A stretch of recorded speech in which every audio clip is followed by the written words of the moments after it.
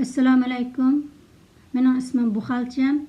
Men Gollandiyada turman. Men bugun Acham to'g'riliq guvohlik bermoqchiman.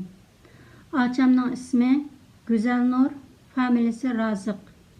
Güzelnur Raziq. Tug'ilgan vaqti 74-yili 11-oyning 3-kuni, turishlik o'rni Manas Naylik elektr energiya tok tarqitish zavodining ayliklar qurusi. Xizmat o'rni Manas Naylik elektr energiya tok tarqitish zavodining ishchisi. Mana bu Achamning pasportining kopiyasi. Acam birinchi qatim 2017-yili 4-oyning oxirlarida saqchilar tarafidan tutib ketilib 10 kun turmada yotgan. Keyin idorasidan yo'llanib turmadan olib chiqqan va qo'yib berdigan vaqtida Turkiyada o'qiyotgan qizini bir hafta ichida qaytarib akilish sharti bilan qo'yib berilgan. Bu rasmi.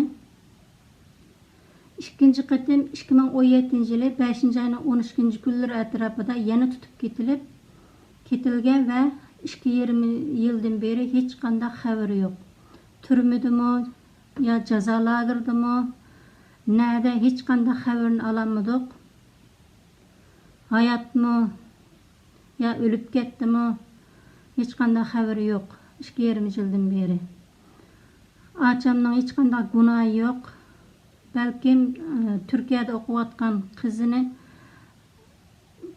o'qiyotgan qizi sabablik ve o'zining chet elga sayohatga chiqish sabablik tutib ketilgan bo'lishi mumkin. Lekin 2017-yili 5-oydan ta hozirgacha hech qanday xabari yo'q. Xapamaymish guvohligimni bir tarqatib qo'ygan bo'lsanglar, rahmat.